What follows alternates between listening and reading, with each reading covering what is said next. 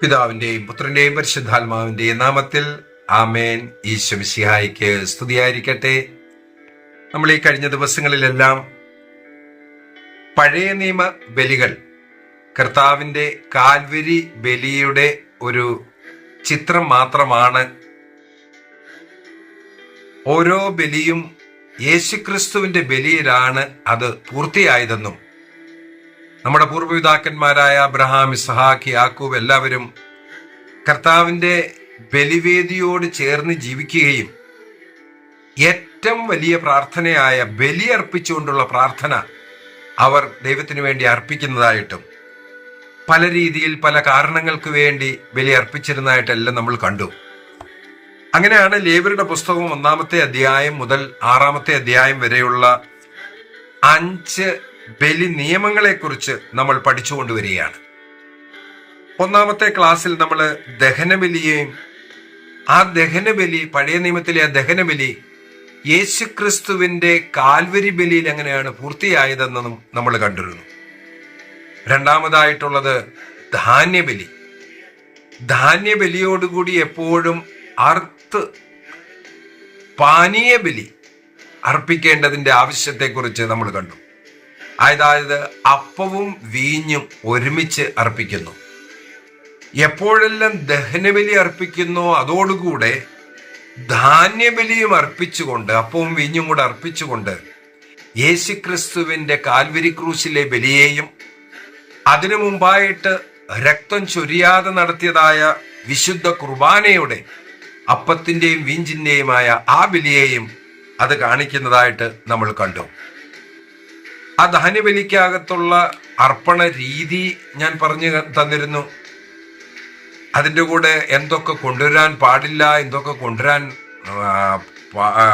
അർപ്പിച്ചിരിക്കണം എന്നുള്ള നിയമങ്ങൾ, അതെല്ലാം നമ്മൾ ഈ കഴിഞ്ഞ ക്ലാസ്സുകളിൽ കണ്ടു.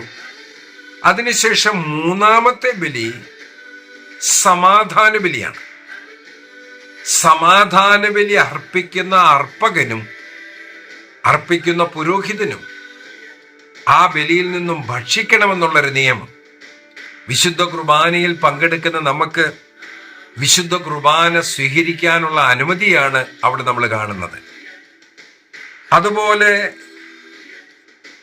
സമാധാന ബലി മറ്റു ബലികളിൽ നിന്നും അപേക്ഷിച്ച് അർപ്പിക്കേണ്ട രീതി, അതിൻ്റെ ഞാൻ വിശേഷം ഒരു പ്രത്യേക ക്ലാസ് എടുത്ത് പറഞ്ഞു.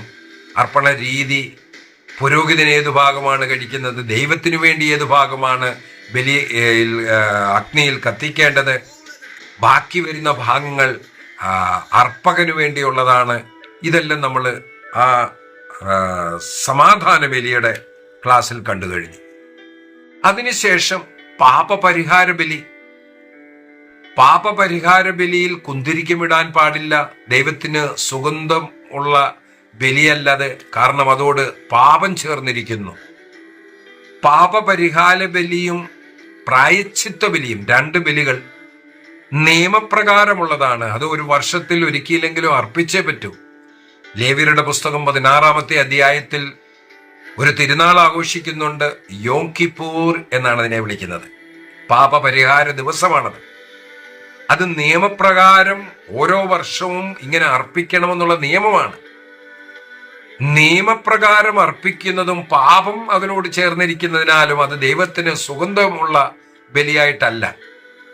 എന്നാൽ നമ്മുടെ ഇഷ്ടപ്രകാരം, നമ്മുടെ വില്ലിങ്ങിലോടുകൂടെ, നിയമമല്ലാതെ നമ്മൾ അർപ്പിക്കുന്ന 3 ആദ്യ ബലികളെ കുറിച്ച്, ദഹനബലി, ധാന്യബലി, സമാധാന ബലി, ഇത് വാളണ്ടിയറായിട്ട് അർപ്പിക്കുന്നതാണ്.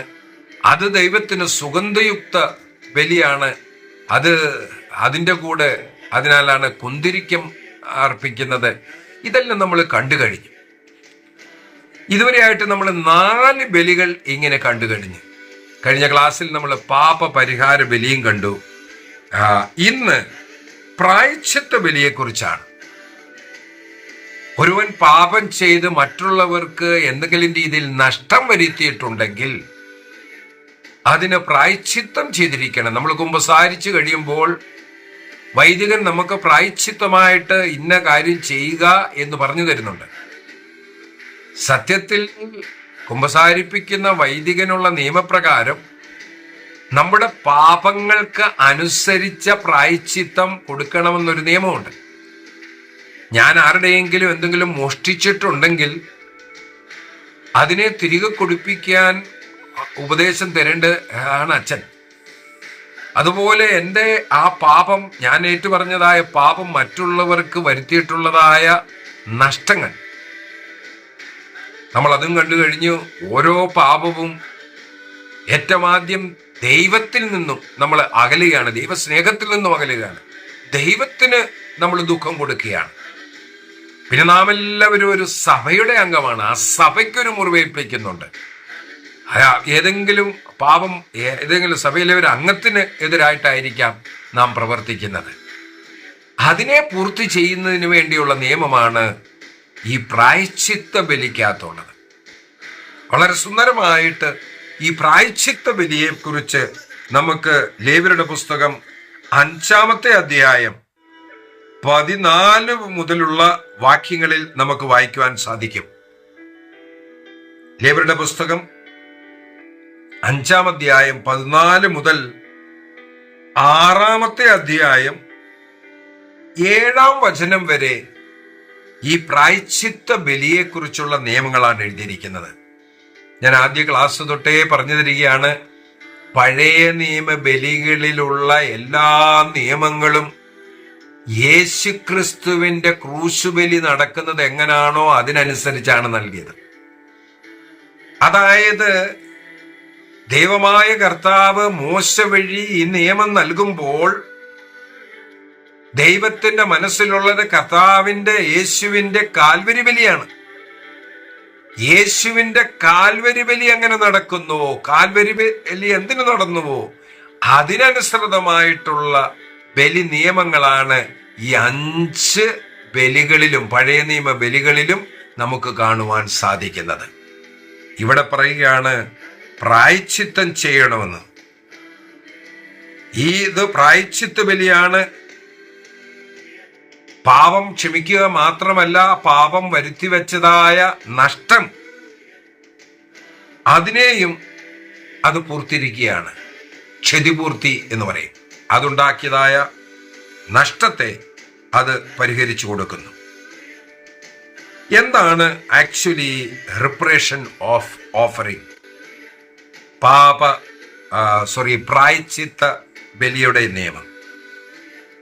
ലേവ്യരുടെ പുസ്തകം 14 തൊട്ട് 16 വരെയുള്ള വാക്യങ്ങൾ നമ്മൾ വായിക്കുകയാണെങ്കിൽ ഈ പ്രായശ്ചിത്ത ബലിക്ക് വേണ്ടി ഉപയോഗിച്ചിരിക്കുന്ന ഹീബ്രു വേർഡ് ആഷാം എന്നാണ്. ആഷാം, ASHAM. അതായത് ആരെങ്കിലും പാപം ചെയ്തിട്ട് ഉണ്ടാക്കുന്നതായ നഷ്ടങ്ങൾ, ആ പാപം മൂലം, അപരാധം മൂലം ഉണ്ടാകുന്നതായ നഷ്ടങ്ങൾ, അതിനെ പൂർത്തീകരിക്കുവാനും വേണ്ടിയുള്ള ബലിയാണ് ഈ പ്രായശ്ചിത്ത ബലി എന്ന് പറയുന്നത്. 2 ലെവലിലാണ് അപ്പോൾ ഈ ബലി നടക്കുന്നത്. ഒന്ന്, നമ്മൾ ചെയ്തതായ പാപത്തിന് ക്ഷമ വേണം. അത് നമ്മൾ കണ്ടു. പാപപരിഹാര ബലി നമ്മൾ അർപ്പിച്ചിരുന്നു. അപ്പൊ അതിൽ കിട്ടുന്ന ആ ഒരു ലെവൽ. രണ്ടാമതായിട്ട് ഈ പ്രായശ്ചിത്ത ബലിയിൽ രണ്ടാമത്തേതെന്ന് പറഞ്ഞാൽ ആ പാപം വരുത്തിയതായ നഷ്ടങ്ങളെ നികത്തുന്നതായിരിക്കണം. മനുഷ്യൻ ചെയ്ത പാപത്തിന് പ്രായശ്ചിത്തമായിരിക്കണം.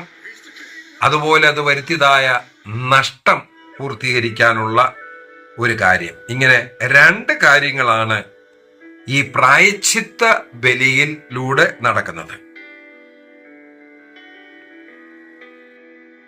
പാപപരിഹാര ബലിയും പ്രായശ്ചിത്ത ബലിയും തമ്മിലുള്ള മുഖ്യമായിട്ടുള്ള വ്യത്യാസം തന്നെ ഇതാണ്. പാപപരിഹാര ബലി ഒരുവൻ അറിയാതെ ചെയ്യുന്നതായ പാപങ്ങൾക്ക്, ആ പാപങ്ങൾക്ക് അനുസൃതമായിട്ട്, അത് കഴിഞ്ഞ ക്ലാസ്സിൽ പറഞ്ഞു തന്നു. ഇപ്പൊ രാജാവാണെങ്കിൽ ഏത് മൃഗത്തെയാണ് അർപ്പിക്കേണ്ടത്? ഒരു പുരോഹിതനാണെങ്കിൽ ഏത് മൃഗത്തെയാണ് അർപ്പിക്കേണ്ടത്? ഒരു സാധാരണ മനുഷ്യനാണെങ്കിൽ അവൻ ഏത് മൃഗത്തെയാണ്? ഒരു പാവപ്പെട്ടവനാണെങ്കിൽ അവനെ എങ്ങനെയാണ് അർപ്പിക്കേണ്ടത്?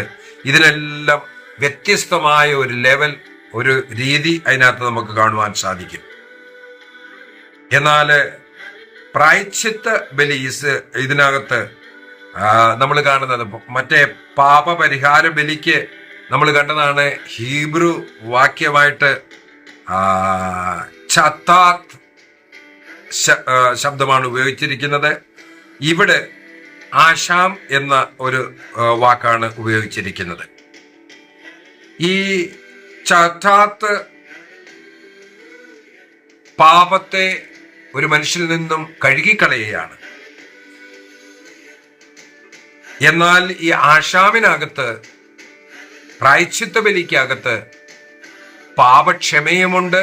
ഒപ്പം തന്നെ അവൻ ചെയ്തതായ ആ പാപത്തിന് പ്രായശ്ചിത്തമായിട്ട് ആ നഷ്ടം വരുത്തിയതിനെ നികത്തേണ്ടതായിട്ടുമുണ്ട്. ബലി അർപ്പിക്കുന്നതിന് മുമ്പായിട്ട് ആർക്ക് നഷ്ടം വരുത്തിയോ 1/5 കൂടി ചേർത്തുകൊണ്ട്, അതായത് 20% ചേർത്തുകൊണ്ട് ആ ബലി അർപ്പിക്കണം എന്നതാണ് പറഞ്ഞത്. അത് തിരിച്ചു കൊടുത്തിട്ട് പിന്നീട് വന്നിട്ട് ആ ബലി അർപ്പിക്കണം. അതായത് ഏറ്റവും ആദ്യം മറ്റുള്ളവർക്ക് വരുത്തിയതായ നഷ്ടത്തെ നികത്തണം. ഇപ്പൊ 100 രൂപയാണെങ്കിൽ 120 രൂപ 1/5 കൂടെ, അതായത് 20 രൂപയുടെ അതിനൂടെ ചേർത്ത് വെച്ച് ആ നഷ്ടം നികത്തണം ആദ്യം. അത് കഴിഞ്ഞിട്ട് വന്ന് ഈ പ്രായശ്ചിത്ത ബലി അർപ്പിക്കണം എന്നതാണ് നിയമം. ഇനിയും 14-ാമത്തെ വാക്യം തൊട്ട് അധ്യായം 6-ന്റെ 7-ാമത്തെ വാക്യം വരെ നമ്മൾ വായിക്കുകയാണെങ്കിൽ 3 ലെവലിലുള്ള ഈ പ്രായശ്ചിത്തം ചെയ്യലിനെ പറ്റി ഇവിടെ എഴുതിയിരിക്കുകയാണ്. 1, ദൈവത്തിന്റെ വിശുദ്ധ സ്ഥലത്തെ വിശുദ്ധ വസ്തുക്കളെ അതിനെതിരായിട്ട് ചെയ്ത പാപമാണെങ്കിൽ 5-ാമത്തെ അധ്യായം 15-16-ാമത്തെ വാക്യം നമ്മൾ വായിക്കുകയാണെങ്കിൽ വിശുദ്ധ വസ്തുക്കൾക്ക് നഷ്ടം വരുത്തുന്നവൻ പരിഹാര തുകയും അതിന്റെ 1/5 കൂടെ പുരോഹിതനെ ഏൽപ്പിക്കണം എന്ന് പറഞ്ഞത്. അതുപോലെ 17 തൊട്ടുള്ള വാക്യങ്ങൾ വായിക്കുകയാണെങ്കിൽ കർത്താവ് വിലക്കിയിട്ടുള്ളവയിൽ ഏതെങ്കിലും ഒന്ന് പ്രവർത്തിച്ച് പാപം ചെയ്യുന്നവൻ അറിയാതെയാണ് അത് ചെയ്തെങ്കിൽ കുറ്റക്കാരനാണ്.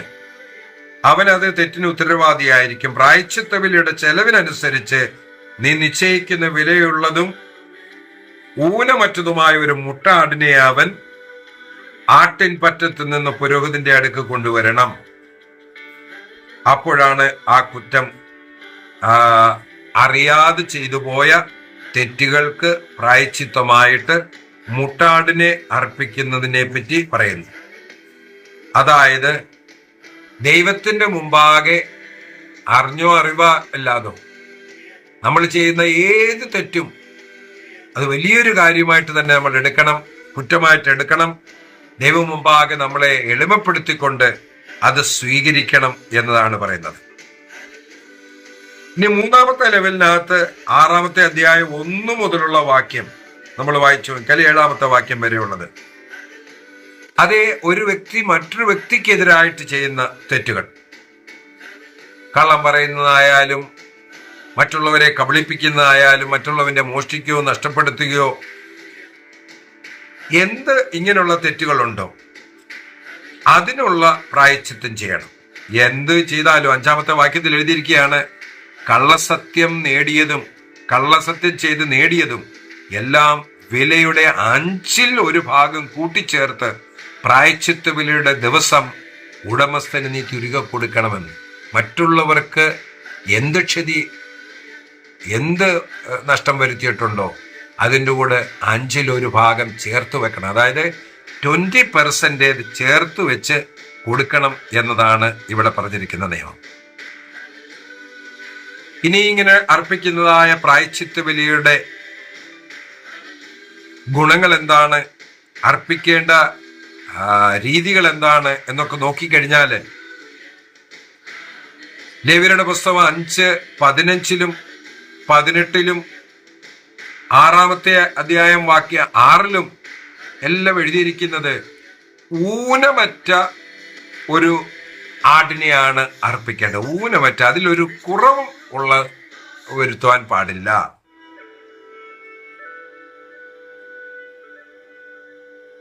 അർപ്പിക്കുന്ന ബലിവസ്തുവിൽ ഒരു കുറവും പാടില്ല എന്നുള്ളത് കണ്ടില്ലേ? യേശു ക്രിസ്തുവിലേക്ക് കൊണ്ടുപോകാണിതെല്ലാം.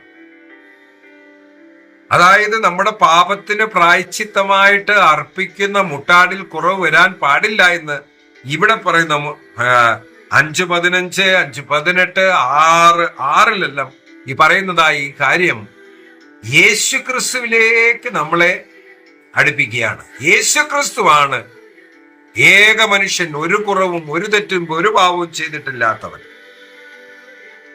അങ്ങനെ തെറ്റില്ലാത്ത മൃഗത്തിന്റെ മേലേക്ക് നമ്മുടെ തെറ്റുകളെ ഇടുന്നതാ ഒരു രീതി. രണ്ടാമത് 7-ാമത്തെ അധ്യായം 1 മുതലുള്ള വാക്യങ്ങൾ നമ്മൾ വായിച്ചാൽ അവിടെ പ്രായശ്ചിത്ത ബലി അർപ്പിക്കേണ്ട രീതികളെ കുറിച്ച് പറഞ്ഞിട്ടുണ്ട്. ലേവ്യരുടെ പുസ്തകം 7-ാം അധ്യായം 1 മുതലുള്ള വാക്യങ്ങളില് അർപ്പണ രീതികൾ പറയുന്നുണ്ട്. അതിനകത്ത് ഈ ബലിമൃഗത്തിന്റെ രക്തത്തെ എടുക്കുന്നതും രക്തം ബലിവേദിക്ക് ചുറ്റും തളിക്കേണ്ടതിനെ പറ്റിയും ഇതിനകത്ത് എഴുതിയിരിക്കുന്നത്. അതായത് രക്തത്തിനെ കുറിച്ച് ഇവിടെ എടുത്തു പറയുകയാണ്. അതായത് ആ ബലിമൃഗത്തിന്റെ രക്തം ബലിവേദിക്ക് ചുറ്റും തളിക്കേണ്ടതായിട്ടുണ്ട്. അതായത് പാപത്തിന് പ്രായശ്ചിത്തമായിട്ട് രക്തത്തിന്റെ വില ഇവിടെ നിശ്ചയിച്ചിരിക്കുകയാണ്. മൂന്നാമതായിട്ട് നമുക്ക് കാണേണ്ടത് 1/5 ഭാഗം ചേർത്ത് കൊടുക്കണം എന്നാണ്. എന്ത് നമ്മൾ നഷ്ടപ്പെടുത്തിയോ ആ വിലയിൽ നിന്നും അതിന്റെ 1/5 ഭാഗം ചേർത്ത്, അതായത് 20% ചേർത്ത് തിരികെ കൊടുക്കണമെന്നുള്ളത്. ലേവ്യരുടെ പുസ്തകം 5:16 6:5 നമുക്ക് ഇത് വായിക്കാൻ സാധിക്കും. നമുക്ക് പാപക്ഷമ കിട്ടുക മാത്രമല്ല, അതിന് ആ പാപത്തിൽ നിന്നും കാരണം നമ്മൾ വരുത്തിയതായ നഷ്ടങ്ങൾക്ക് നമ്മളത് പൂർത്തിയൂടെ ചെയ്യുകയാണ്. അതിനുള്ള ദൈവം പറഞ്ഞു തന്ന രീതിയാണ് നീ 20% കൂടുതൽ അവർക്ക് കൊടുക്കണമെന്ന്. ആരെയും അവമാനപ്പെടുത്തുകയോ നിന്ദിക്കുകയോ വേദനിപ്പിക്കുകയോ ചെയ്തിട്ടുണ്ടെങ്കിൽ അവരുമായിട്ട് രമ്യപ്പെട്ട് പഴയതിലും 20% കൂടുതൽ സ്നേഹം അവർക്ക് കൊടുക്കേണ്ടതായിട്ടുണ്ട്. വെറും പൈസയുടെ കാര്യം മാത്രമല്ലിത്. അപ്പോഴാണ് നമ്മുടെ പ്രായശ്ചിത്ത ബലി ദൈവം സ്വീകരിക്കുന്നത്. നമ്മൾ ഒരു വ്യക്തിയുടെ ജീവിതത്തിൽ നശിപ്പിച്ചിട്ടുള്ള, അവർക്ക് നഷ്ടപ്പെട്ടിട്ടുള്ളതായ എല്ലാ കാര്യങ്ങളും തിരികെ കൊടുക്കേണ്ടതായിട്ടുണ്ട്. അടുത്തത്, ഈ ബലിയർപ്പിക്കുന്ന പുരോഹിതൻ അതിൻ്റെ ഒരു ഭാഗം അവന് വേണ്ടിയുള്ളതാണ്, അത് ഭാഗം ഭക്ഷിക്കാൻ കിട്ടുന്നതാണ് എന്നുള്ളത് നമ്മൾ കാണുന്നു. ലേവ്യരുടെ പുസ്തകം 7-ാമത്തെ അധ്യായത്തിന്റെ 7-ാമത്തെ വാക്യത്തിൽ നാം ഇത് വായിക്കുന്നുണ്ട്. അത് അതിവിശുദ്ധമാണ്. പ്രായശ്ചിത്ത ബലി പാപപരിഹാര ബലി പോലെ തന്നെയാണ്. അവയുടെ നിയമവും ഒന്നു തന്നെ. ബലിവസ്തു പരിഹാര കർമ്മം ചെയ്യുന്ന പുരോഹിതനുള്ളതാണ്. ആർക്കെങ്കിലും വേണ്ടി ദഹനബലിയായി അർപ്പിക്കുന്ന മൃഗത്തിന്റെ തുകൽ ബലിയർപ്പിക്കുന്ന പുരോഹിതനുള്ളതാണ്. ഇങ്ങനെ പറഞ്ഞുകൊണ്ട് അതിൻ്റെ നിയമങ്ങൾ ഇവിടെ നമുക്ക് പറഞ്ഞു തരികയാണ്. ഇവയെല്ലാം നമുക്ക് യേശുക്രിസ്തുവിൽ പൂർണ്ണമായതായിട്ടാണ് കാണുവാൻ സാധിക്കുന്നത്. യേശുക്രിസ്തുവിൽ. യെശയ്യായുടെ പുസ്തകം 53-ാമത്തെ അധ്യായം 10 മുതലുള്ള വാക്യങ്ങൾ വായിക്കുകയാണെങ്കിൽ യേശുക്രിസ്തു ആ പാപരഹിതനായ, ഒരു പാപം ചെയ്തിട്ടുള്ള നിർദോഷ് വ്യക്തിയായ ആ കുഞ്ഞാടായിട്ട് അവിടെ കാണിക്കുകയാണ്. നമ്മുടെ പാപങ്ങൾക്ക് വേണ്ടി പ്രായശ്ചിത്ത ബലി ചെയ്തിരിക്കുന്ന അഷാം ആയി അർപ്പിക്കപ്പെട്ട കുഞ്ഞാടാണ് യേശു ക്രിസ്തു എന്ന്. യെശയ്യായുടെ പുസ്തകം 53 നമുക്ക് ഈ പ്രായശ്ചിത്ത ബലി, അതായത് അഷാം, നമുക്ക് ഡയറക്റ്റ് ആയിട്ട് കാണുവാൻ സാധിക്കും. അതുപോലെ പത്രോസിന്റെ 1-ാം ലേഖനം 1-ാം അധ്യായം 18-19 വാക്യങ്ങളിൽ പൂർവികരിലൂടെ നമ്മളിലേക്ക് വന്നിരിക്കുന്ന ഈ പാപ ബന്ധനങ്ങളിൽ നിന്നും സ്വർണമോ വെള്ളിയോ അതുപോലുള്ള ഈ നശ്വരമായ സാധനങ്ങളുടെ വിലയാലല്ല, പിന്നെയോ യേശുക്രിസ്തുവിന്റെ ആ കുഞ്ഞാടിന്റെ ബഹുമൂല്യ രക്തത്തിന്റെ വിലയാലാണ് നമ്മൾ രക്ഷിക്കപ്പെട്ടിരിക്കുന്നതെന്ന് പത്രോസ് ലീഗ നമ്മളെ പഠിപ്പിക്കുന്നുണ്ട്. അതായത് ക്രിസ്തുവിന്റെ രക്തമാണ് നമ്മുടെ പാപങ്ങൾക്ക് പ്രായശ്ചിത്തമായിട്ട്, അതിൻ്റെ നഷ്ടം നികത്തുവാനായിട്ട് വിലയായിട്ട് കൊടുത്തത്. എബ്രായർക്ക് എഴുതിയ ലേഖനം 9:26 നമുക്ക് ഇത് വായിക്കുവാൻ സാധിക്കും. യേശു ക്രിസ്തു തന്നെ പൂർണ്ണമായി സമർപ്പിച്ചുകൊണ്ട് 20% മാത്രമല്ല, ഈ ലോകത്തിന്റെ മുഴുവൻ പാപത്തിന് പ്രായശ്ചിത്തം ചെയ്ത അതിന്റെ നഷ്ടം കർത്താവിന്റെ രക്തത്തിന്റെ വിലയാലാണ് നികത്തപ്പെട്ടിരിക്കുന്നത്. ആദമിനെ എന്തെല്ലാം നഷ്ടപ്പെടുത്തിയോ യേശു അതിൽ അധികമായിട്ട് നമുക്ക് തിരികെ തരികയാണ്. ആദം ദൈവിക കൃപകളെ നഷ്ടപ്പെടുത്തിയപ്പോൾ യേശു ക്രിസ്തുവിലൂടെ നമുക്ക് ആ കൃപ തിരികെ കിട്ടുകയാണ്. പരിശുദ്ധാത്മാവിനെ നമുക്ക് ക്രിസ്തുവിലൂടെ കിട്ടുകയാണ്. ആദം നഷ്ടപ്പെടുത്തിയായ ആ ജീവൻ യേശുക്രിസ്തുവിന്റെ രക്തത്താൽ, യേശുക്രിസ്തു മരിച്ചു ഉയർത്തെഴുന്നേറ്റ് നമ്മളെയും ആ നിത്യജീവനിലേക്ക് പ്രവേശിക്കുവാൻ കാരണമാക്കി. ക്രിസ്തുവിന്റെ ശരീര രക്തങ്ങൾ ഭക്ഷിക്കുകയും പാനം ചെയ്യുകയും ചെയ്യുന്നവന് നിത്യജീവനുണ്ടെന്ന് പഠിപ്പിച്ച കർത്താവ് ആദം നഷ്ടപ്പെടുത്തിയ ആ നിത്യജീവനെ നമുക്ക് തിരികെ തരികയാണ്. ദൈവത്തിന്റെ പുത്രൻ, പുത്രി എന്നുള്ള ആ പദവി ആദം പാപം ചെയ്തുകൊണ്ട് നഷ്ടപ്പെടുത്തിയപ്പോൾ യേശുക്രിസ്തു വഴി നമ്മളെ പുത്രന്മാർ, പുത്രിമാരാക്കി തീർക്കുന്നതായിട്ട് നമ്മൾ കാണുന്നു. റോമർക്ക് എഴുതിയ ലേഖനം 5-ാം അധ്യായം 20-ാമത്തെ വാക്യത്തിൽ എഴുതിയിരിക്കുന്നു, എവിടെയെല്ലാം പാപം വർദ്ധിച്ചുവോ അവിടെയെല്ലാം ദൈവത്തിന്റെ അനുഗ്രഹം അതിലേറെ വർദ്ധിച്ചു വന്നിരിക്കുന്നു. അങ്ങനെ ക്രിസ്തുവിലൂടെ നമുക്ക് എല്ലാം തിരികെ തന്നിരിക്കുന്ന ആ പ്രായശ്ചിത്ത ബലിയെ ആണ് പഴയ നിയമത്തിലെ ഈ പ്രായശ്ചിത്ത ബലിയിലൂടെ നമുക്ക് കാണിച്ചു തരുന്നത്. യോഹന്നാന്റെ സുവിശേഷം 17-ാം അധ്യായം 4-ാമത്തെ വാക്യത്തിൽ യേശുക്രിസ്തു പിതാവിനോട് പ്രാർത്ഥിക്കുന്നു, നീ എനിക്ക് തന്ന പണികളെല്ലാം ഞാനിതാ ചെയ്തു തീർത്തിരിക്കുന്നു. യോഹന്നാന്റെ സുവിശേഷം 10:10 കർത്താവ് പറഞ്ഞു, ഞാൻ വന്നിരിക്കുന്നത് നിങ്ങൾക്ക് ജീവൻ തരുവാനാണ്, നിത്യജീവൻ തരുവാനാണ്. യേശുക്രിസ്തു തന്റെ ബലിയിലൂടെ നമ്മൾ ആദമിലൂടെയും പാപത്തിലൂടെയും നഷ്ടപ്പെടുത്തിയതായ എല്ലാ കാര്യങ്ങളെയും നമുക്ക് തിരികെ തന്ന് നമ്മളെ ദൈവത്തിനും പിതാവുമായിട്ട് ഒന്നാക്കിയിരിക്കുന്നു, യോജിപ്പിച്ചിരിക്കുന്നു. അപ്പോൾ ഈ 5 ബലികൾ നമ്മൾ ഇതുവരെ കണ്ടു. ഈ 5 ബലികളിലൂടെ നമുക്ക് കിട്ടുന്ന കൃപകൾ, ഇന്നും സഭയിലെ 7 കൂദാശകളുണ്ട്. ഈ കൂദാശകൾ വഴി നമുക്ക് ആ കൃപകൾ തിരിച്ചു തരികയാണ്. അതുകൊണ്ടാണ് സഭയുമായിട്ട് ചേർന്ന്, സഭയോടൊട്ടിച്ചേർന്ന്, സഭയിലായിരുന്നു കൊണ്ട് കൂദാശകളിലൂടെ സ്വർഗരാജ്യത്തിന്റെ അനുഭവം നമുക്ക് നേടിയെടുക്കേണ്ടതായിട്ടുള്ളത്. കുമ്പസാരത്തിലൂടെയും വിശുദ്ധ കുർബാനയുടെ സ്വീകരണത്തിലൂടെയും നമുക്ക് ആ സ്വർഗരാജ്യത്തിന്റെ അനുഭവം ഓരോ ദിവസവും കർത്താവ് തന്നുകൊണ്ടിരിക്കുകയാണ്. അപ്പോൾ ഈ കഴിഞ്ഞ 5 ബലികളെ കുറിച്ച് പറഞ്ഞു. ഏറ്റവും ആദ്യം നമ്മൾ കണ്ടു ദഹനബലിയെ കുറിച്ച്.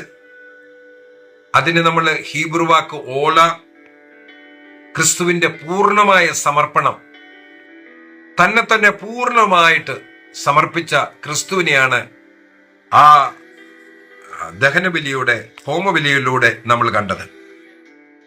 അതിനുശേഷം 2-ാമത്തെ അധ്യായത്തിൽ നമ്മൾ ധാന്യബലിയെ കുറിച്ച് പഠിച്ചു.